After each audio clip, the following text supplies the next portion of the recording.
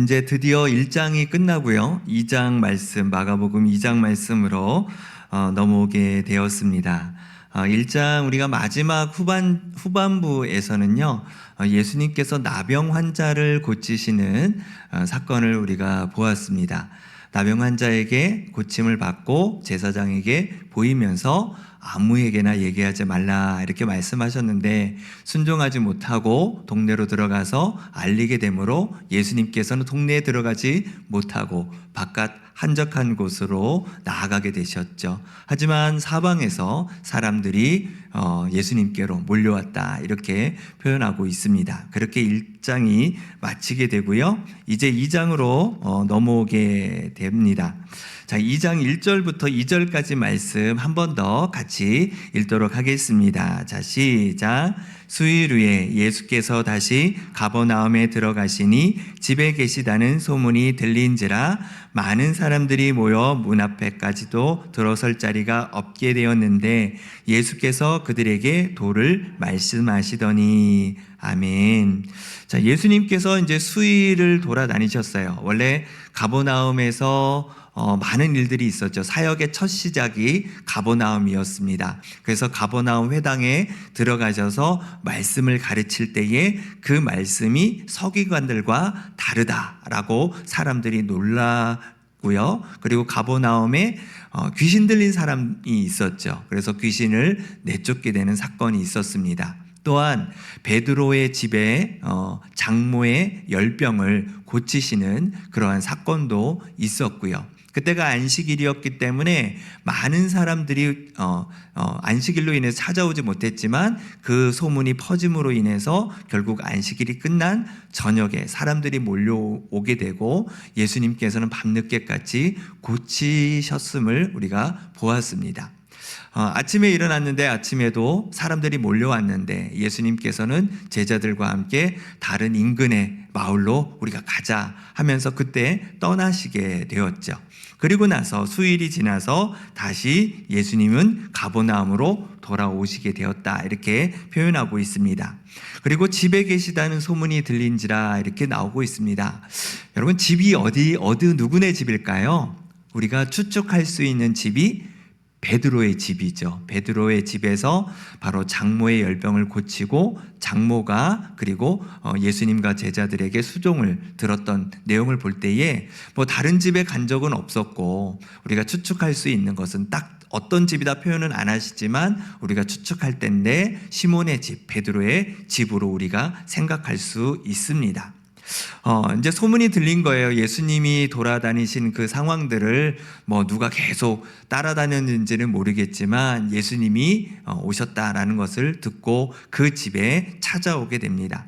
얼마나 많은 사람들이 모여왔는지 문 앞까지 들어설 자리가 없다. 그러니까 도저히 그 안으로 들어갈 수 있는 상황이 안 된다. 집 안에도 벌써 꽉 차 있고 문 밖에도 사람들이 꽉 차 있는 그런 모습을 표현하고 있습니다. 그리고 그들에게 도를 말씀하시더니 이렇게 표현하고 있는데 하나님의 나라에 대한 복음을 그들에게 전하고 계셨던 것을 우리가 볼 수 있습니다. 자, 3절로 4절의 말씀인데요. 3절, 4절 말씀도 같이 한번 읽어보겠습니다. 자, 시작. 사람들이 한 중풍병자를 네 사람에게 메워가지고 예수께로 올세 무리들 때문에 예수께서 데려갈 수 없으므로 그 계신 곳에 지붕을 뚫어 구멍을 내고 중풍병자가 누운 상을 달아 내리니. 네, 그 가운데에 한 중풍병자를 사람들이 데리고 옵니다. 구체적으로 몇 명이 데려왔는지를 이야기해 주고 있습니다. 4명을 이야기하고 있지요.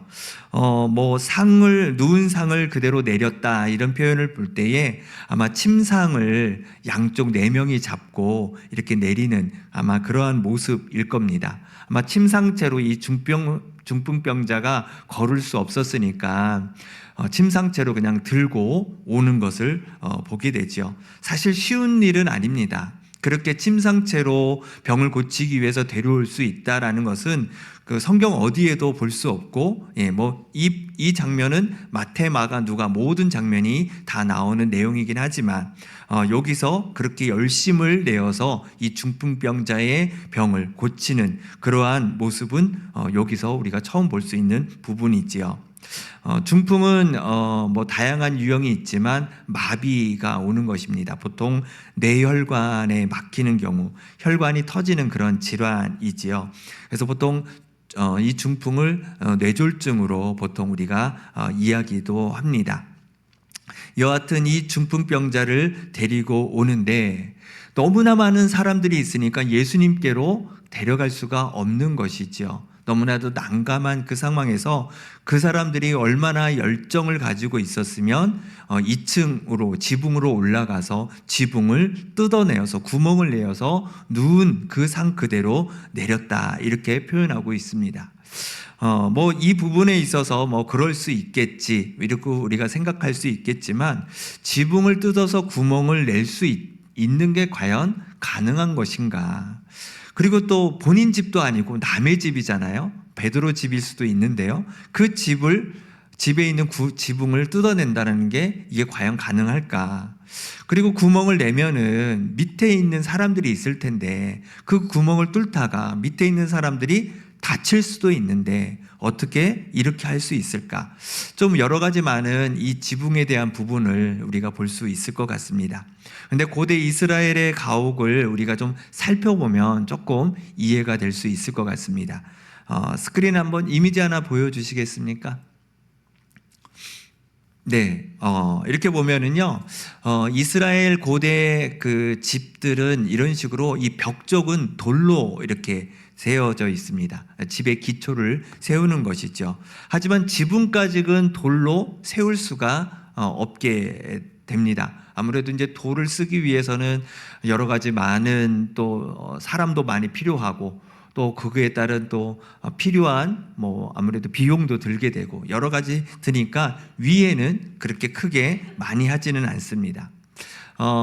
네, 또 하나 넘겨주시면 이런 구조로 우리가 볼 수가 있는데, 위에 지붕을 뜯어내면 이런 모습의 그 집안을 볼 수가 있습니다. 그래서 지붕은 돌 감람나무로 대들보로 이렇게 쭉 이렇게 대들보로 세워놓고요. 그리고 종려나무 가지 같은 것으로 이 틈을 만들어 놓고 그 위에 잔가지 그리고 진흙 지푸라기를 섞어가지고 평평하게 지붕으로 만들게 되어 있습니다.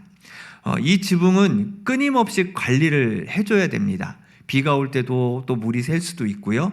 비가 많이 오는 곳은 아니긴 하지만 또 습기가 좀 아무래도 있겠지요. 습기가 있는 날에는 이게 막 울퉁불퉁 막 이렇게 일어나기 때문에 롤러 같은 걸로 이렇게 밀어가지고 평평하게 해주는 그러한 작업들도 계속적으로 해줘야 됩니다. 수시로 이게 좀 꺼지고 막 어떤 때는 이게 터지고 막 이렇게 일어나는 형상들이 있다 보니까 계속적으로 보수 작업을 이 지붕을 계속 해줘야 되는 것이죠. 그러니까 이스라엘의 그 전통적인 가옥의 지붕은 평범한 것이죠. 우리나라와 좀 다른 그런 구조를 되어 있습니다. 우리나라의 원래 전통은 기와집으로 되어 있지만 이스라엘은 그렇지 않다라는 것이죠.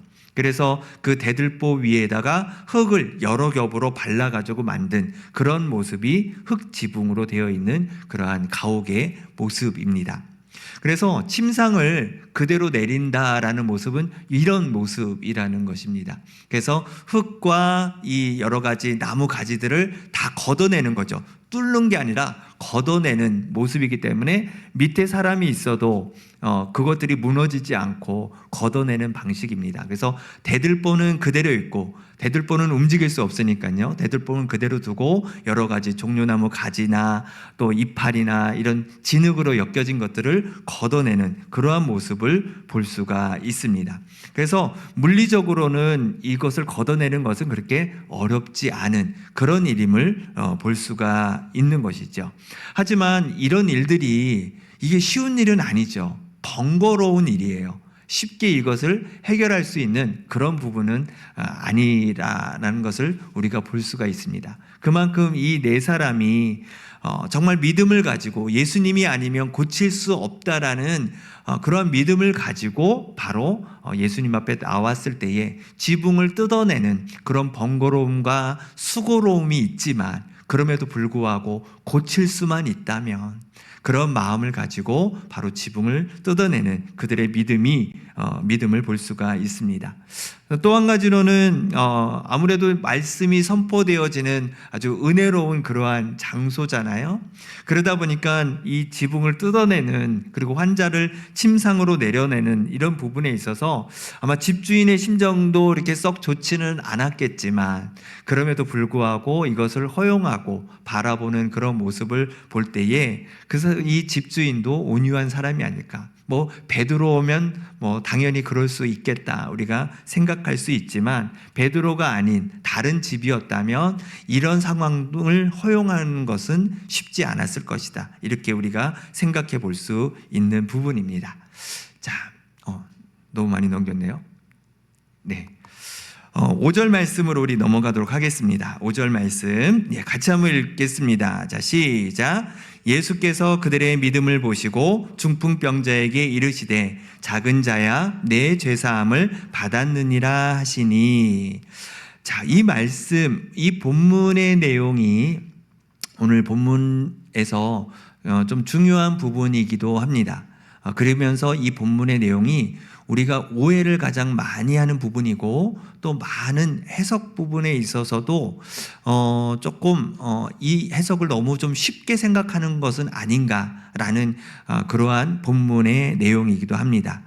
예수님께서 그들의 믿음을 보시고 중풍병자의 죄를 사해 주셨다. 보통 우리가 이렇게 해석하는 경우가 많습니다. 그러니까 이 사람의 죄사함이 어떻게 그 원인이 무엇이냐? 믿음이라는 것이죠. 이 네 사람의 믿음이 아니냐 이렇게 지금 볼 수 있습니다. 또 어떤 해석은 이 네 사람뿐만이 아니라 이 중풍병자의 믿음도 포함돼서 죄사함을 받았다 이렇게 해석하는 분들도 있습니다. 그런데 그 사람은 정신이 없는 상태고 이 네 사람이 지붕을 뜯어서면서까지 예수님 앞에 데려올 정도라면 아마 이 네 사람의 믿음이 아닌가 그렇게 우리가 할 수 있죠. 이 중풍병자의 믿음까지 포함하기에는 여기서 예수님이 그들의 믿음을 보셨다라는 것은 중풍병자를 제외한 4명의 그러한 모습을 볼 수 있다라는 것입니다.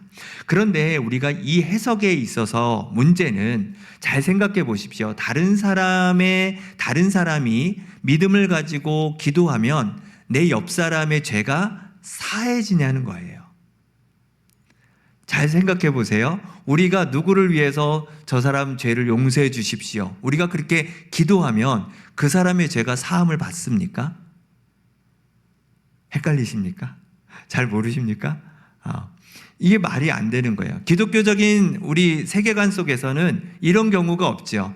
내 죄는 내가 주님 앞에 나아가서 회개하고 용서를 구해야 내 죄가 사함을 받는 것입니다. 그런데 다른 사람이 믿음으로 기도했다고 해서 그 사람의 죄가 사함을 받는다? 그런 경우는 없습니다. 그 어떤 본문에서도 우리가 그것을 찾아볼 수 없는 것이죠.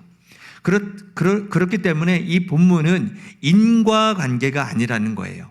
믿음이 있기 때문에 결론적으로 죄사함을 받는다라는 인과관계에서의 표현이 아니라는 것이죠.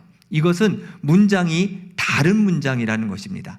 앞에 있는 믿음을 보신 그 문장이 따로 있고 그리고 죄사함에 대한 문장이 따로 있다라는 것이죠. 예를 들어서 밥을 먹고 핸드폰을 했다라고 생각을 해보십시오. 밥을 먹은 거와 핸드폰을 하는 거하고는 서로 다른 부분인 거죠. 마찬가지로 예수님께서 그들의 믿음을 보셨던 것은 보시는 거예요. 그리고 중풍병자에게 작은 자여 내 죄사함을 받아라. 이것은 다르다라는 것입니다. 인과관계에서 오는 것이 아니라 시간의 순서의 그 배열에 따라 이게 나타나는 것이지 인과관계는 결코 아니다라는 것이죠. 그래서 이 5절의 말씀을 우리가 잘 보셔야 될 필요가 있습니다. 그렇다면 어떤 어려움이 올 때에 우리가 믿음으로 구하면 하나님께서 다 해결해 준다는 식이 되어지는 것이죠. 잘 생각해 보십시오. 우리가 믿음으로 구하는 것이 있습니다. 그 구할 때에, 믿음으로 구할 때에 우리 모든 믿음의 구함이 다 해결이 되냐는 거예요. 그렇지 않죠. 믿음으로 구했지만 하나님께서 그 믿음을 보시고 해결한 것도 있지만, 믿음으로 구했을 때에 해결되지 않는 것도 우리의 삶에 너무나도 많이 있다라는 것입니다. 여러분들 이해가 되세요? 예, 믿음으로 구해도 안 되는 것도 있다라는 거예요.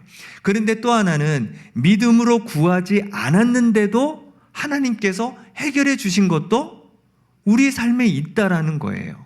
그렇다면 과연 믿음으로 구하면 다 해결되는가? 라는 부분에서 오늘 이 본문도 동일하게 우리가 봐야 된다는 것이죠. 믿음과 죄사함에 대한 부분, 특별히 다른 사람의 죄에 대해서 우리가 구할 때에 죄사함을 받느냐? 결코 그렇지 않다라는 것입니다. 그래서 이 문장은 인과관계가 아니라 시간의 순서에 따라 배열되어져 있다라는 것으로 우리가 봐야 되는 그러한 부분이라는 것이죠. 우리가 성경을 잘 봐야 되는 이유 중에 하나가 무엇이냐면, 성경은 우리가 원하는 일을 이루는 방법을 설명하는 것이 아니라는 겁니다. 우리한테서 하나님의 뜻이 이루어지는 것을 설명하는 거예요.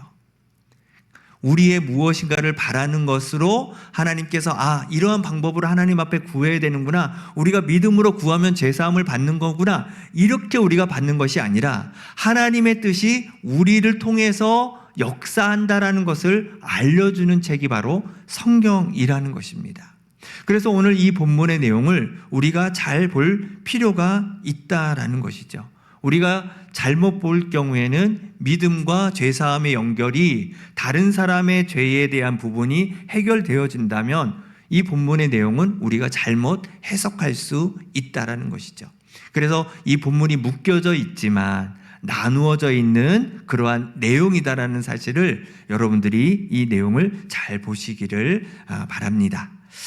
그리고 당시 사람들은 이 질병에 대해서 죄 때문이라는 것들을 많이 생각하고 있었습니다. 그러니까 이 중풍병자도 자기 죄 때문에 병이 생긴 것이다라는 것을 체념하고 있었던 것을 볼 수 있었죠.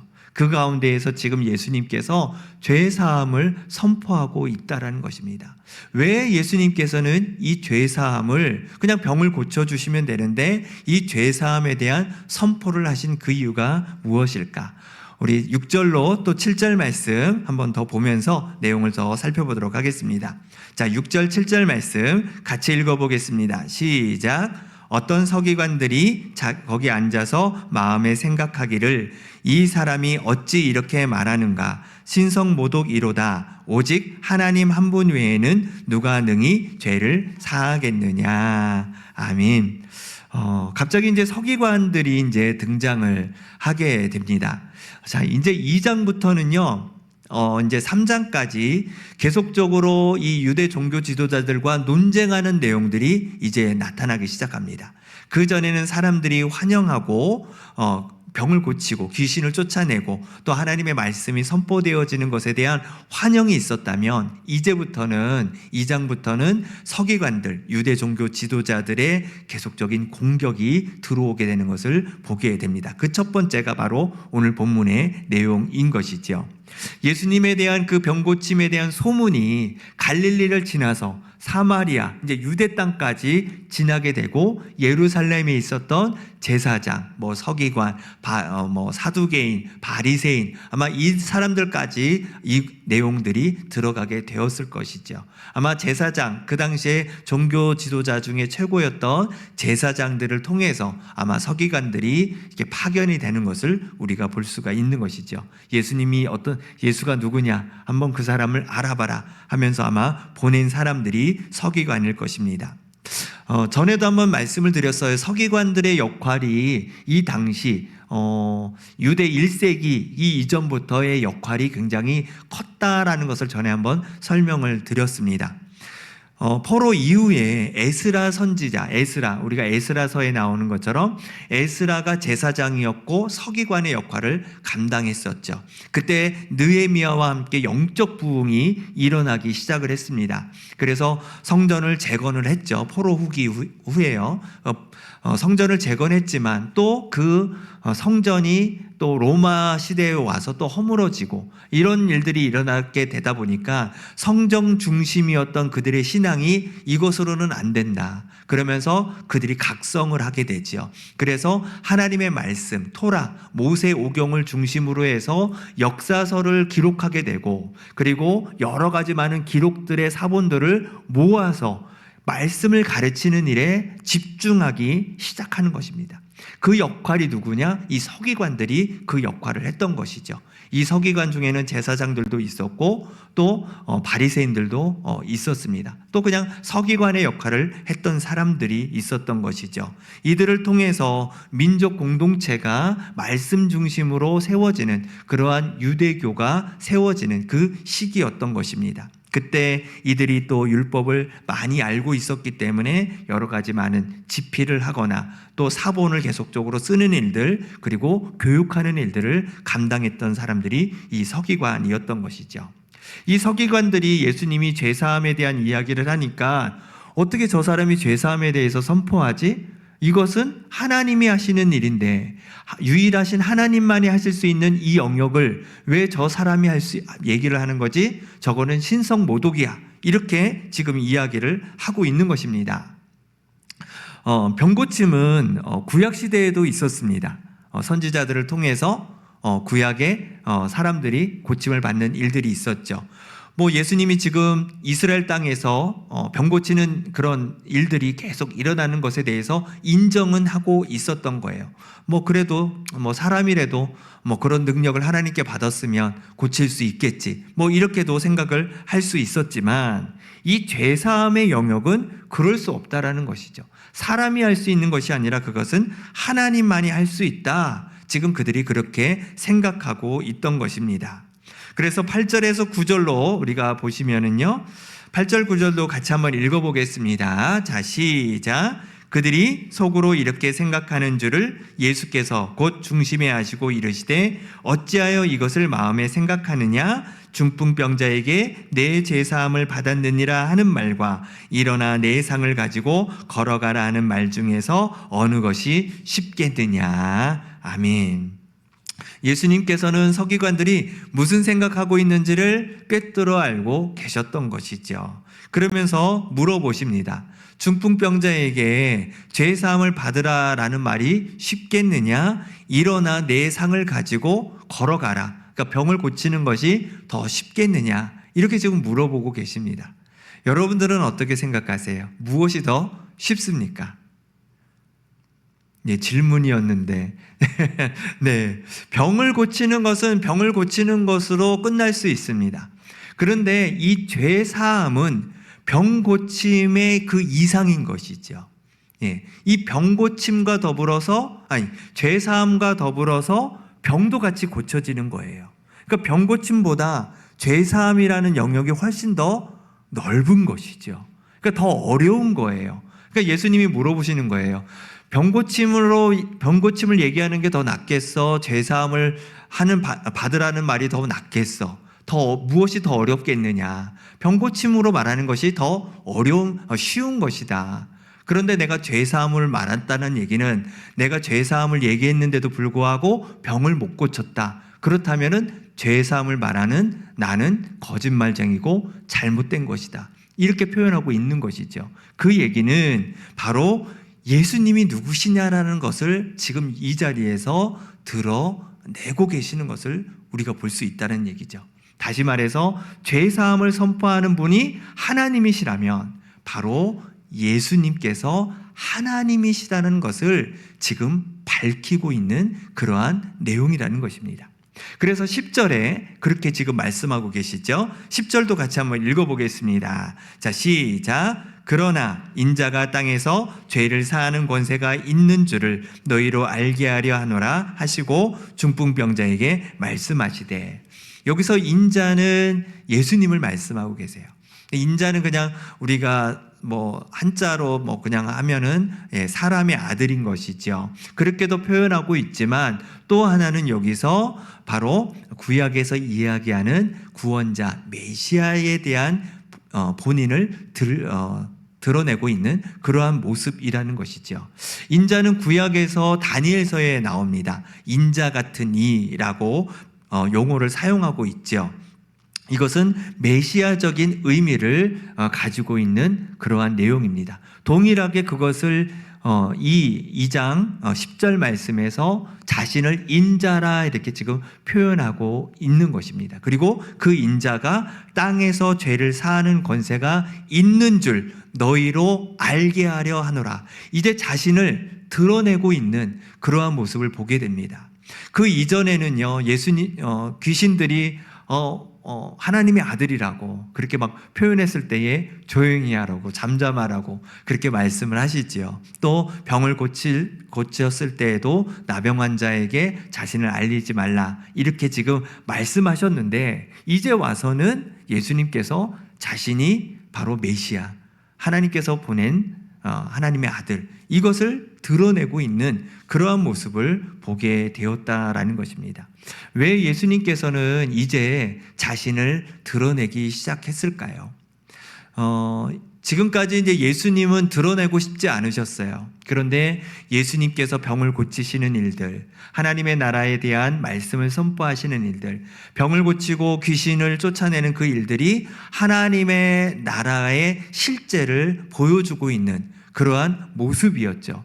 그런데 사람들의 소문에 의해 나아가는 것들이 무엇이냐? 바로 병을 고치는 능력자다, 치료자다, 의사다, 선지자다. 이러한 잘못된 예수님의 어떠한 그런 인물, 예수님이라는 그 인물에 대해서 오해하고 있는 상황들이 계속 펼쳐지게 되었던 것이죠. 그로 인해서 예수님께서 이 땅에 오신 자신의 목적과 뜻이 무엇인지를 이제 밝히기 시작하는 겁니다. 자신이 사람들에게 잘못된 이름으로 별명으로 이렇게 오르내리는 것에 대한 부분을 이제 명확하게 짚고 나아가시는 그런 모습을 보게 되는 것이지요. 이제는 내가 메시아다, 하나님의 아들이다, 죄사함을 내가 선포할 수 있는 그러한 존재라는 것을 실질적으로 보여주고 있는 그러한 본문의 내용임을 우리가 볼 수가 있습니다. 자, 마지막 11절로 12절의 말씀 같이 한번 읽어보겠습니다. 자, 시작. 내가 내게 이르노니 일어나 내 상을 가지고 집으로 가라 하시니 그가 일어나 곧 상을 가지고 모든 사람 앞에서 나아가거늘 그들이 다 놀라 하나님께 영광을 돌리며 이르되 우리가 이런 일을 도무지 보지 못하였다 하더라. 아멘. 이제 예수님께서 이 죄사함에 대한 이야기를 말씀하시면서 이제 중풍병자에게 일어나서 내 상을 가지고 가라 이렇게 말씀하시지요. 그 말에 그대로 힘이 생기고 병이 떠나가면서 그가 일어나서 자기의 누웠던 침상을 가지고 사람들 앞에서 걸어 나가게 되는 것을 볼 수가 있습니다. 병 고침의 역사뿐만이 아니라 이제 그 안에 그 사람의 죄 사함까지도 일어나게 되는 놀라운 역사를 그 자리에 있는 모든 사람들이 보게 되었고 우리가 지금까지 이런 일을 본 적이 없다 하면서 하나님 앞에 영광을 올려드리는 그러한 모습을 보게 되는 것이죠. 하나님의 나라가 이러한 나라라는 것을 실질적으로 이 가정집에서 나타나는 그러한 모습을 우리가 보게 됩니다. 오늘 말씀을 통해서 우리가 두 가지 이렇게 말씀을 좀 나누려고 합니다. 믿음은 하나님의 능력을 믿는 것이 아니라 능력 되시는 하나님을 믿는 것입니다. 하나님께서 문제를 해결해 주실 것을 믿는 것이 아니라 문제를 해결하시는 하나님을 믿는 것이죠. 믿음의 주체가 무엇이냐는 거예요. 그분의 능력, 그분이 하시는 그 해결, 그것이 아니라 하나님이 되셔야 된다는 것입니다. 우리가 하나님을 믿는다면 내 힘든 상황에 하나님의 능력이 나타나지 않아도 하나님께서 그것을 해결하시지 않아도 나는 하나님만으로 만족한다라는 것입니다. 믿음은요, 관계입니다. 관계. 하나님에 대한 관계이죠. 아까 믿음에 대해서 말씀드렸을 때에 우리가 믿고 주님 앞에 구할 때에 우리가 들어주시는 것도 있고 안 들어주시는 것도 있습니다. 또 우리가 믿음으로 구한 적도 없음에도 불구하고 하나님께서 해결해 주신 것도 있습니다. 여러분, 이것은 계속적으로 우리의 어떤 믿음의 모습이 하나님을 향한 그런 관계 속에 있는 것이지, 그것이 어떤 그분의 능력을 붙잡을 때에 되는 것이 아니라는 것이죠. 하나님을 향한 그 믿음과 신뢰라는 것입니다. 그 관계를 통해서 하나님께서 우리 안에 역사하시는 것이죠. 그 관계가 아니라면 하나님의 역사가 일어나는 것이 아니고요, 오히려 또 그런 관계 속에서 하나님께서 들어주시지 않는 그 이유에 대해서 우리가 믿음으로 그것을 받아들이는 것이 너무나도 중요하다는 것입니다. 그래서 우리는 하나님을 믿는 거예요. 하나님을 믿는 것이죠. 그분 자체를 믿는 것인데, 우리는 우리의 삶에 있어서 하나님이 하시는 그 능력을 오히려 우리가 믿고 그 능력이 나타나기를 바라는 우리의 그러한 믿음이 있다라는 것이죠. 그래서 우리는 하나님만이 나의 믿음임을 고백하며 우리가 살아가야 될 줄로 믿습니다. 두 번째로는요, 중풍병자를 데리고 온 4명의 이 사람들의 열심을 우리가 한번 볼 필요가 있습니다. 어떤 열심이었습니까? 나를 위한 것이 아니었어요. 사랑하는 친구였고 어쩌면 사랑하는 가족이었을 수도 있을 것입니다. 그 사람의 병을 고쳐주고 싶어하는 마음, 그 고통을 덜어주고 싶어하는 그런 마음이죠. 본인들은 할 수 없지만 예수님만이 그것을 해결해 줄 수 있고 그것을 고쳐줄 수 있는 유일한 분이심을 믿고 예수님 앞으로 데리고 나온 것이죠. 그런데 사람들이 너무나 많이 있었습니다. 어쩌면 너무나도 위급한 상황일 수도 있어요.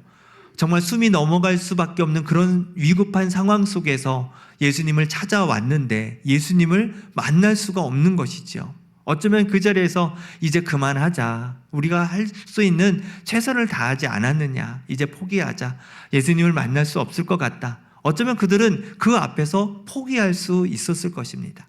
그럼에도 불구하고 그들이 지붕으로 올라가서 지붕을 뜯어내었던 그 믿음의 열심, 그 믿음의 열심이 어쩌면 거기 있는 모든 사람들을 감동시켰을 것이고, 오늘도 우리가 이 본문을 읽으면서 또 하나의 감동이 되어지는 것이고, 예수님께서도 그들의 믿음을 보셨다, 이렇게 말씀하고 있는 것을 보게 됩니다. 하나님께서는요, 오늘날 우리의 마음을 보십니다. 우리의 믿음을 보세요. 우리의 열심을 보십니다. 어떠한 열심일까요? 영혼 구원에 대한 부분입니다. 영혼 구원에 대한 열심과 그 믿음을 우리가 보기를 원하고 있는 것이죠. 너희만 예수 믿고 구원받는 것이 아니라 여전히 고통 가운데에, 절망 가운데에, 세상에 소망 없는 가운데에 살아가는 그들에게 이 복음의 소식을 전하며 그들에게 나누며 그들을 위해 기도하는 그러한 믿음의 열심을 하나님께서는 오늘 이 말씀을 통해서 우리에게 다시 한번 묻고 계심을 우리가 기억할 수 있기를 소망합니다.